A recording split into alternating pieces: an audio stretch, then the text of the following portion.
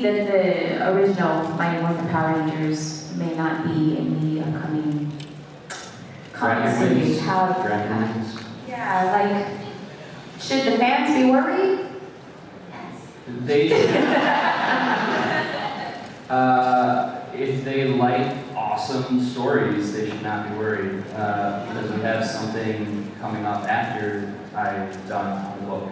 The book that comes out in 2 weeks is my last issue, and then Marguerite Bennett, who is one of my favorite writers and favorite people in comics, is taking over. And when Dafna told me she was interested, Marguerite and I have like a weird, awesome history because we came up kind of in the same way. Like with Scott Snyder's Batman, I would have been Dick Grayson then, which I just like saying.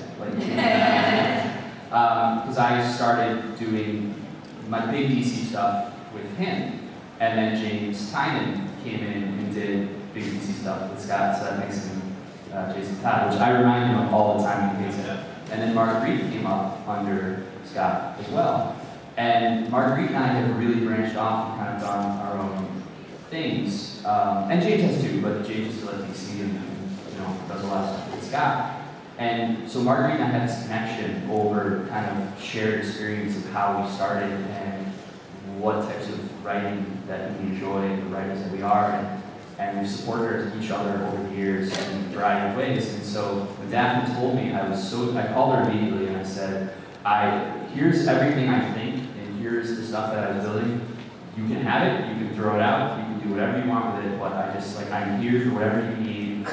Or if you don't need anything at all, that's cool too. I really, really want you to do this book. I think it would be amazing. And I don't think it's a spoiler to say we're not wrong, I think she doesn't disappoint. Sorry. If it's one thing that Shattered Grid has shown is that we can exist in a world that's not just about Mighty Morphin Power Rangers. Woo! Thank you! As long as the story is compelling and the characters are rich, then the opportunity to really focus on more than just Mighty Morphin Power Rangers and a story like Marguerite's Beyond the Grid is fantastic. And what she has brought to the table so far is mind-blowing. It's amazing. This always happens to me. It happens to me with Ryan. It happens to me with Marguerite. We're the writer. I'm really excited to bring into Rangers. Kyle already has known for much longer than I did and already knows how great they are. And so I can't even break this awesome news to them. Kyle's like, oh yeah, Ryan would be amazing for the graphic novel. I was like, cool, I've already been talking to him. Or, oh, Marguerite would be really exciting for Rangers. Cool, I'm already talking to her. So what's really nice is, to Kyle's point, Marguerite's a dear friend, and so while we were working on Shattered Grid, actually for most of Rangers, I would sit on the couch because we were watching the DC and be like, let me tell you about this. Let me tell you about drafting. And she's like, what if we watch the movie? No, let me tell you everything that happened in Rangers that will come out for another 4 months. And she got really into the story, and so she was so excited to finally come and play in this world that Kyle and Ryan has built. And it's just, imagine telling your friend, in the clubhouse, all these cool things you're going to do with your toys, and then, giving them the toys. And so, Beyond the Grid is going to be really a culmination of, I think, how Shattered Grid was a culmination of 2 years of groundwork we've been laying. Beyond the Grid is very much the culmination of Shattered Grid. And so, I think part of the appeal of Shattered Grid has been to the fans is we don't have limitations of budget. We have limitations of Danielle and Mullen's sanity. But we don't have limitations of budget of actor availability. We just have the page. And Beyond the Grid really takes that promise to the next level. And I'm so excited for you guys to see it. I'm talking really fast because I'm excited. I'm sorry. I love that you guys are incorporating more of this kind of thing because there's 25 years of Power Rangers, okay? And there's some amazing, amazing teams. Zeo, Yellow.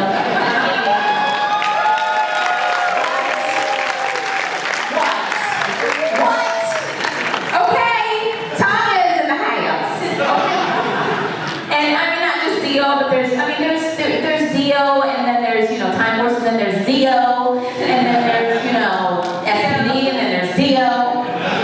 So how did you guys come up with these teams? How did you decide what teams to bring in and incorporate in these worlds, these dimensions. Work really closely with Marguerite on this, because Marguerite's so good at, she worked a lot with DC, worked a lot with like the Justice League and the Bat family.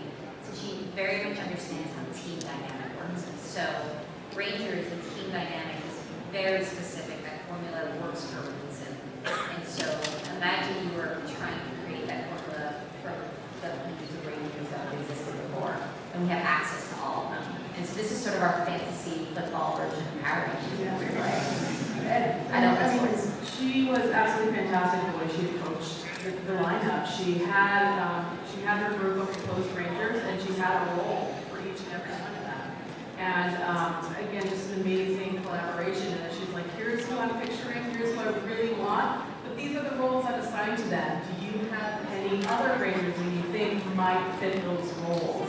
Well, but then she had to fight me because I am killing everyone. So This is true. This one dies and that one dies.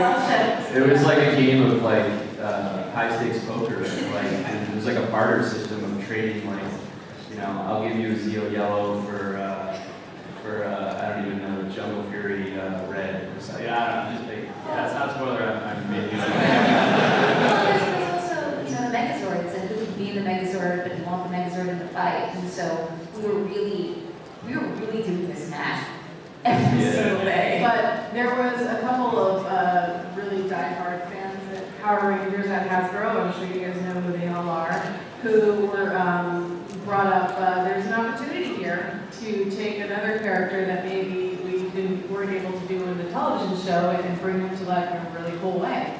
And so we were able to do that with the Dark Ranger.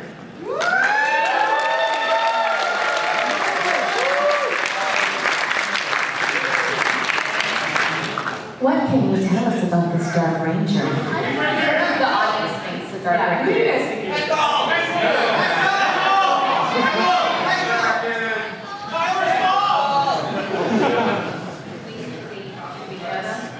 Who might be under that mask?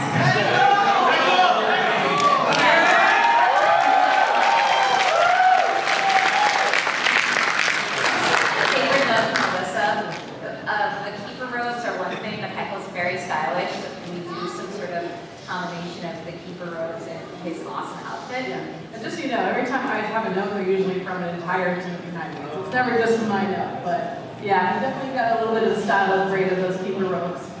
And we're going to explore a little bit more about how he got that Dark Energy to do that awesome Dark Ranger thing.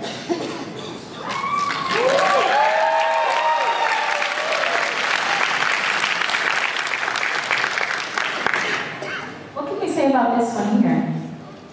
So this is the cover to MMPR number 35.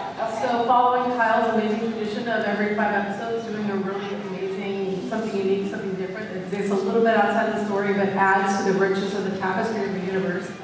This one's going to be a little bit of a flashback, and we're going to see the story of Heckle and the Dark Energy and how he was able to become the Dark Ranger. And we're really excited for it. And how awesome is that cover, you guys?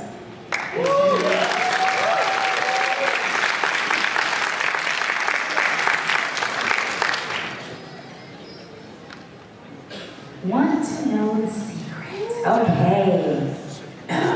Solar Ranger. Oh. That's a secret. There's going to be a new Ranger showing up in Marguerite's series. It's an all-new Ranger. It's something you've never seen before. It's a power set you've never really explored before. We have, like I said, no budget for special effects, just the artist's imagination. And Simone, it has a very vast imagination, and you can take it to the limit. And so we have this character called the Solar Ranger. Is that the coolest outfit you've ever seen?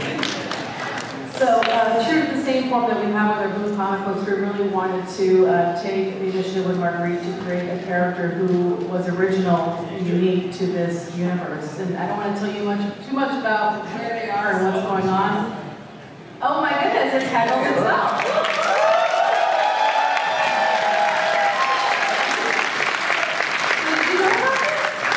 Did you know about this? That you're coming to the comic books? Come on, what's that?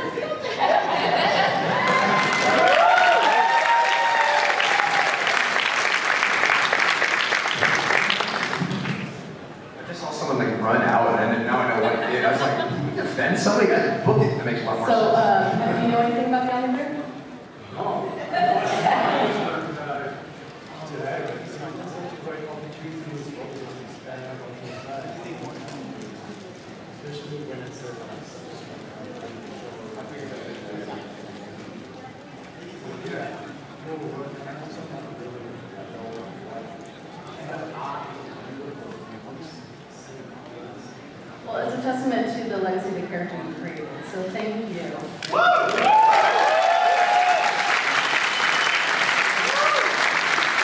Can I ask, why was it so important why did you decide to come up with a new ranger? Like, what gave you the idea to come up with the Solar Ranger? This was Marguerite's idea. Okay. It was Marguerite's idea. She wanted to bring something new to this universe, and there's a very specific reason for this character to exist. And I don't want to spoil too much. I don't. I think you're just going to have to wait and see. But her origins are amazing. I just told you it was a girl. And you'll find out as you read the series, we're actually teasing a lot in the finale that pays off in Marguerite's arc. I won't say much, you'll see kind of two pieces of evidence. I'm not going to say what, I'm not going to say where, that ties to the Solar Ranger's origins. And I mean, we're going to be telling this story over a large number of issues because this is something that I think our Power Rangers comics does really well. Dracula set up in issue 0, and it paid off in issue, well, it's still paying off. So this is something that we really take the fact that these are comics that we have continuity, that we respect, and that we pay off really seriously. I mean, when we're brainstorming, we do summits with every big arc. So we had Marguerite and Dafna and a couple of people, and there were charts, and there was markers, and it was, by the end of it, our minds were a little bit long. Marguerite explained the nature of the cosmos in a way I won't spoil, that we all sat there in silence. We're like, I think we need coffee. And then I was like, let's get Brian in here. Brian has a teeny. And I was like, do it again. And she did. It was amazing. All right, let's look at the next one. Go, Power Rangers!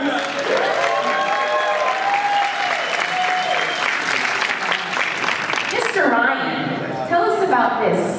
The book that has the original 5 Rangers in it. Yeah, the only book now. Yeah. Yeah, when Kyle decided to leave, I was like, can I have all the toys?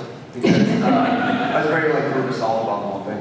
But yeah, I was like, look, I don't know how you're supposed to continue to kill everyone. I know. It's just they're all zombies. They're not zombies. Hashtag Ranger times. I know it's so exciting with Cheddar Grid to have all of these new Rangers and everything, but I still think there's just like there's a lot of stories still to mine from the original 5. And just about these characters and their personalities and sort of the mythology. So I just thought there was a really good opportunity still with Yoga to keep going forward and sort of dig into both the heroes and the villains. So. Do you want to speak to that cover? That just got put up? Yeah, there's a lot of questions. Yeah, so the new cover, that's 14. So we're gonna dig into, so if you guys read the first issue, we sort of hinted that Trini and Jade changed the thing for Jason. Quietly, yeah. What do you think about that before you go? What do you guys think about that? We all find out the name Jason, but so Wait, Dan draws him. yeah, exactly. So it just seemed like, we kind of went down that storyline a little bit, and I felt like maybe the story kind of reached an end around was it 7 or 8, and I was like, okay, maybe that relationship's over. We were like, no. And then maybe I thought maybe it's not all over.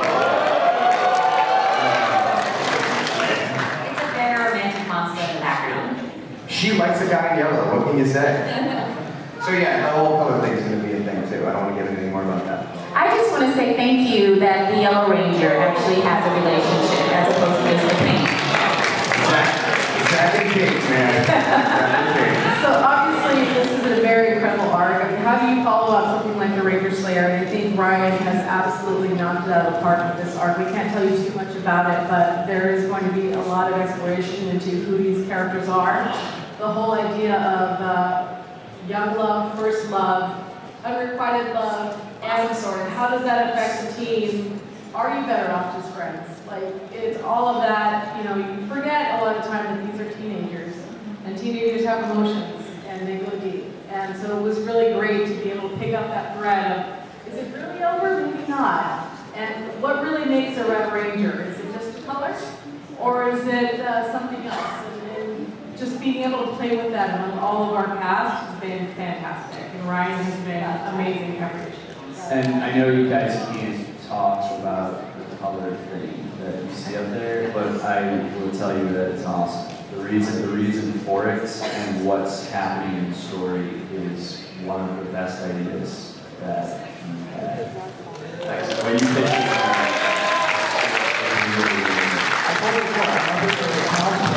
Cosplay. no, but it's also, the reason I say that is because it's not done for shock value, it's not done for, you know, I don't know the term, like, it's not just done to, like, Make a statement or something like that. Yeah. It's again, it's all about the story of narrative. Well, colors mean such a big deal. The whole episode is dedicated to colors and panels dedicated to colors. So colors mean a lot to the characters. So if you switch the colors, you switch the characters. Just that's the way I look at it. That's a good thing. There are some powerful women. I love that. I'm sorry, go on. That's not even to talk about what Rita was doing while they're doing all of that. Yeah, Yes. you know, this is maybe the only series we get the original team in a comic book, and you know, Go-Go very much is the book where we explore character, we explore relationships, we explore sort of the human aftermath of these epic events. We're also going to be revealing some origins of some interesting things. We're not done revealing more and more about character. You know, you're going to find out the Dark Ranger origin in the main series, and you're going to probably find some other pieces of information from Go-Go. Oh, actually, I What I'm think saying is they're that both deeply essential. what she's alluding to here, that's the best idea you have. You know, we allude a lot. We're all friends here, right? All friends. So, there's no internet, so just keep it to yourself. So the next arc, you know, if you read issue 12, if you guys want to stop me anytime, Rita says something along the lines of like, you know, I failed. She's had a long line of failures, so it seemed like once you lost so many times, you kind of got the big guns, right? So it seemed like the next step was for her to pull out the green dragon power coin. That's the next move. So where is that? That's something I've always been curious about. So we're going to go into that and Go-Go. We're going to see where that came from and see how she got it. So we're going to get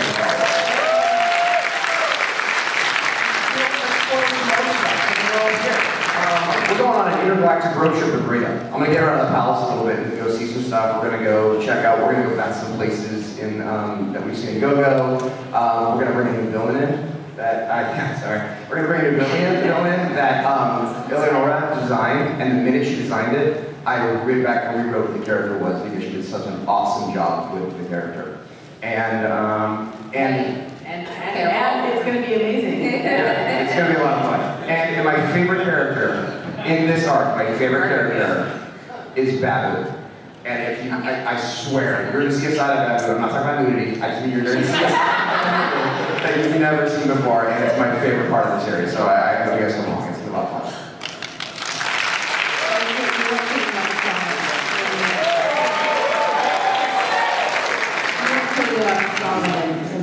They're amazing.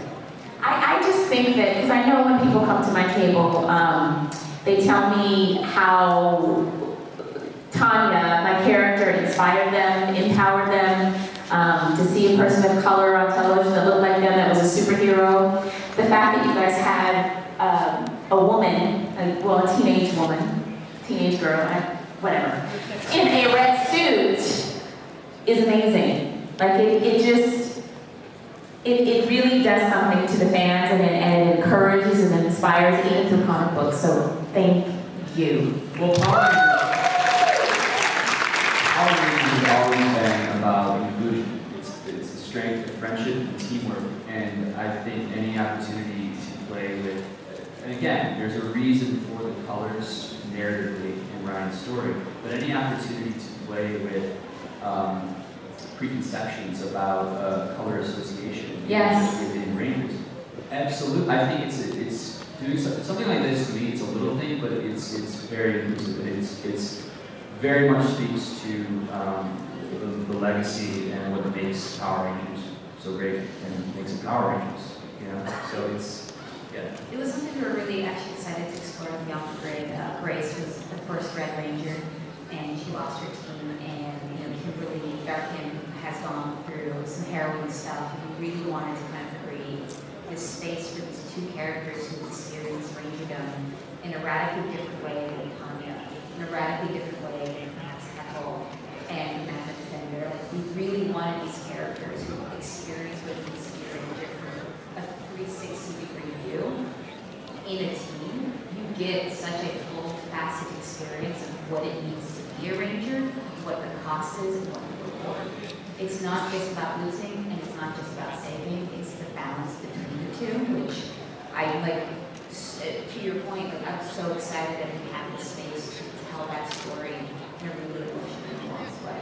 It really shows that there's no one way to be strong, and there's no one way to be a hero. You can be this lovely, gentle person that Tanya was, and still kick some ass, you know, and still be admired for that strength. And we really show that in this lineup. They're just so amazingly eclectic, but stronger together.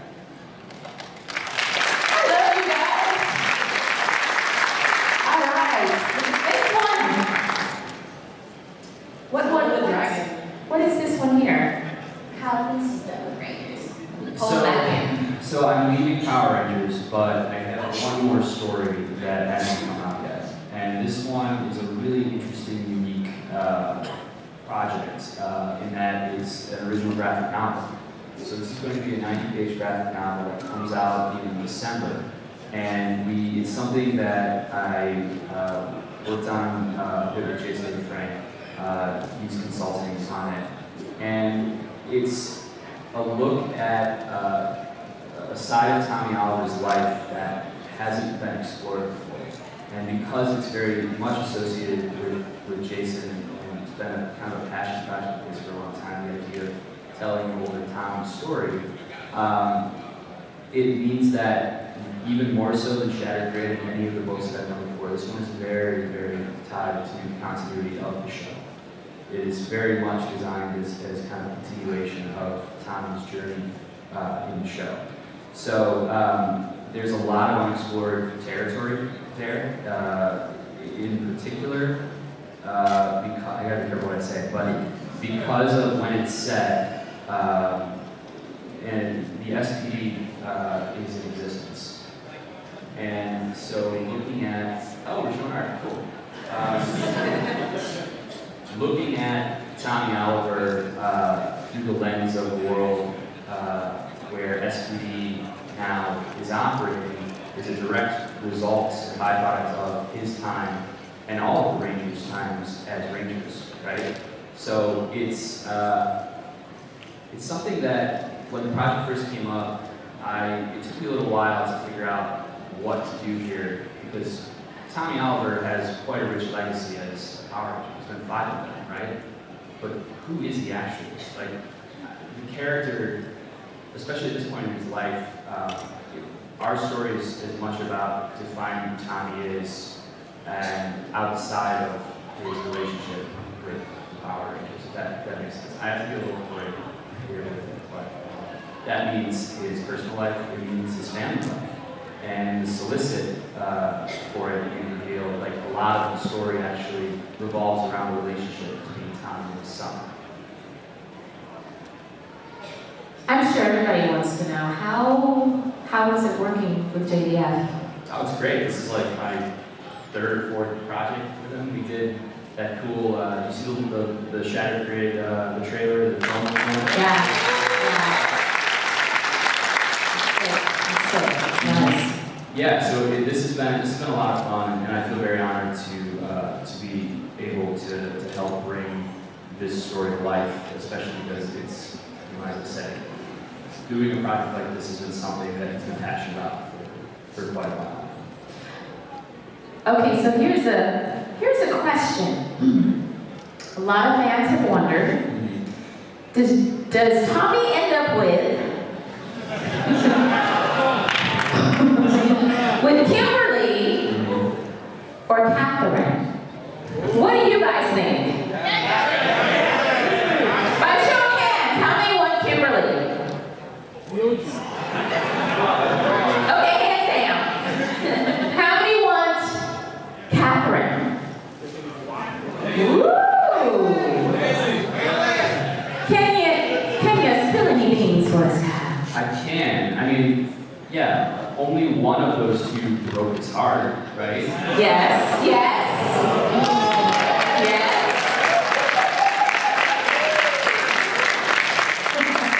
And by the way, that's not taking anything away from Kimberly, and it didn't have to be. Better not. It didn't have to be Catherine either, but I think life, in a lot of ways, especially relationship-wise, just because you fall in love with someone or you have first love, more often than not, that's not the person that you end up with, and that's a part of life. That's a part of growing older, and this story very much is about, as I've kind of hinted here, it's about an older Tommy as he is coming to terms with what his legacy is, what he's remembered for, and what his life going forward is going to be.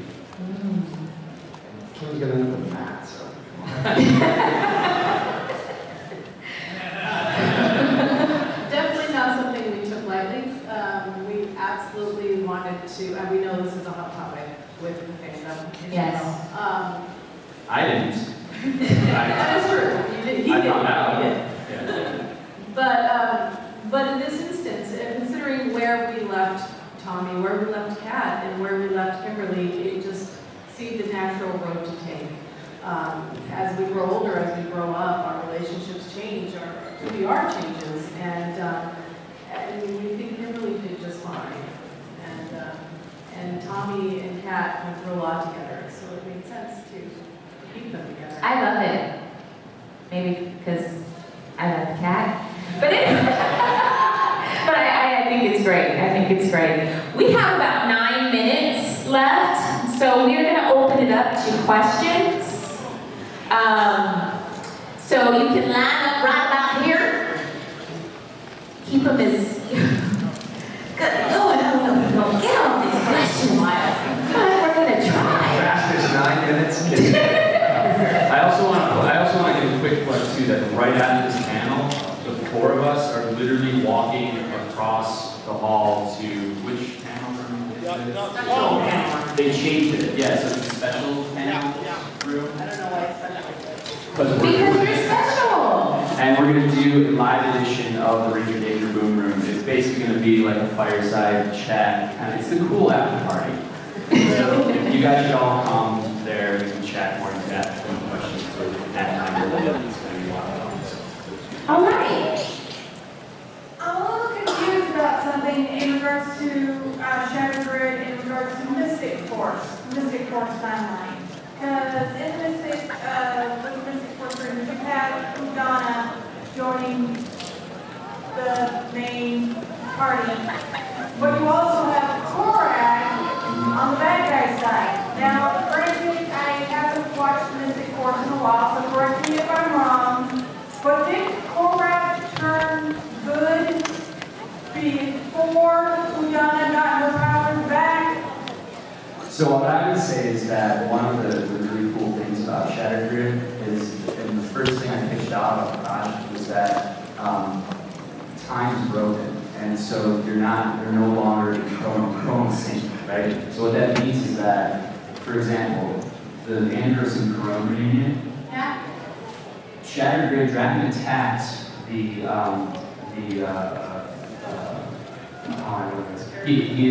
attacked the Space Ranger team at a point in their timeline when they had not saved Corona yet, right? But then he attacked the Galaxy Rangers at a point in the timeline when Corona was Galaxy Ranger. So those things are happening at different points. So I was pulling aspects of the teams from different points in their timelines, right?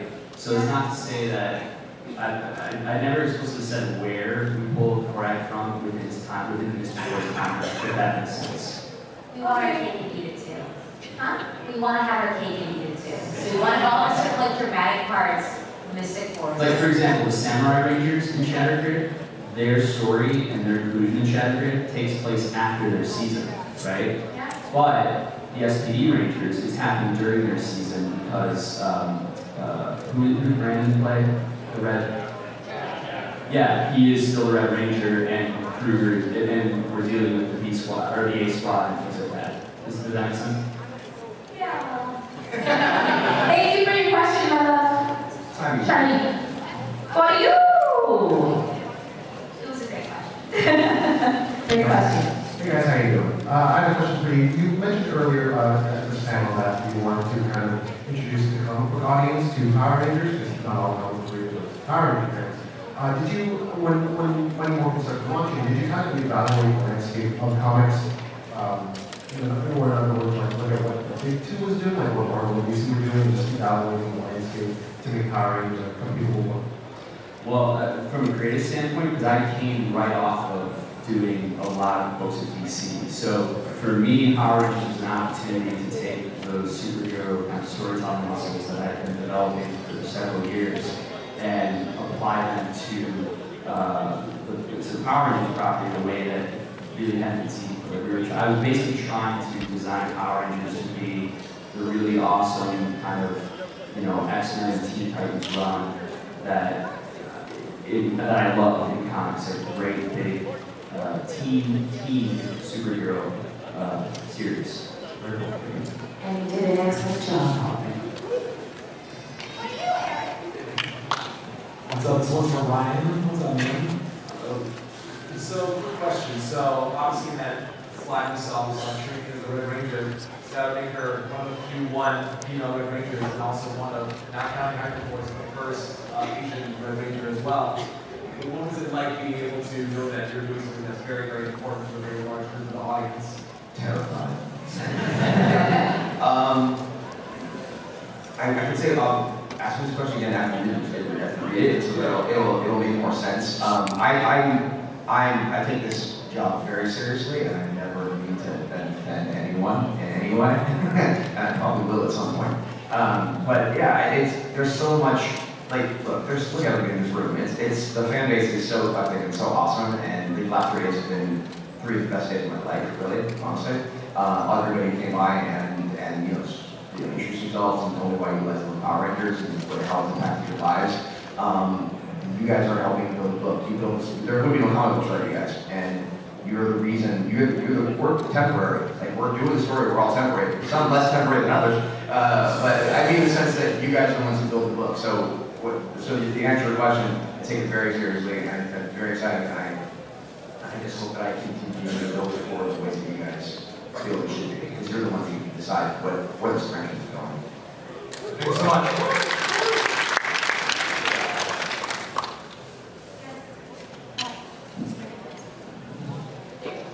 Thank you. I was reading issue 30, and this is for all young debut. I saw the Beast Morpher and Yellow Ranger in the book, and that got me excited, and I can see the Beast Morpher right down the section. Are we going to see more of the Beast Morphs first in the last issue? Or is that you can't say spoiler alert? Yeah, I would say you should pick up the last issue. Thank you very much. You're very welcome. Hey guys, I just want to say thanks for taking characters we care about so much and just doing really amazing things with them and making engaging stories. I really appreciate it. In one word, how would you describe what the 4 of you or the 5 of you bring to the comics or want to showcase? Because there's themes like teamwork and inclusivity. Just what in one word do you guys think you care about the most about? I know mine. Tears. What is it? Tears. Tears? Yeah, crying. Oh, tears. Oh, I thought you meant like tears. English language is wondrous. I think that's more about you. I think for me it's hard. It's hard. I really love the way the stories make you feel, no matter which book you're reading. And that's great. Cosplay? Yeah, I mean, I would echo hard. I mean, emotions is for me. Comics are a really, really interesting and challenging medium because to build characters that resonate. I mean, you have the imagery, the still images, and you have black text and white balloons. Sometimes you can have color text and white balloons if you're going crazy, right? And that's it. So you have to be very efficient and find ways to actually get these characters to emote and connect. And it's very, very challenging. And I've written a lot of books where I look back and I'm like, this didn't work. It just didn't quite click, right? And the plotting might be fine, but they just didn't quite work. And I've never felt like that with Power Rangers. Seeing what Daniele brings into the table with it, like, I feel so incredibly honored and grateful that I have been able to be a part of this, and truly, like, it's cool. Like, I've been able to write stories that that work, and when you open them, you feel things. And like that double-page spread where they all tell their input. It was an idea I had because I knew I could tell Danielle and it would come back beautiful. And that's really, really cool. And those opportunities are very, very, very cool. Thanks, guys. I'm gonna jump in one second. I don't think you got enough credit last night because you were moderating Shattered Grid Live. But that only happened because this guy made it happen, and with the other people helped. But I think you don't deserve. You deserve a big round of applause.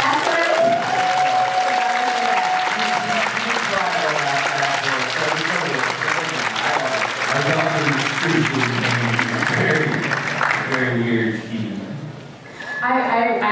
We are out of time, and I was gonna actually Cool, say, after party. I just said, let's give a round of applause to the panelists, and also to Kyle for his wonderful things he's created. I know he's moving on, but I, as a ranger myself, want to say thank you so much for the world that you've created for us and just adding to us. So thank you guys so much.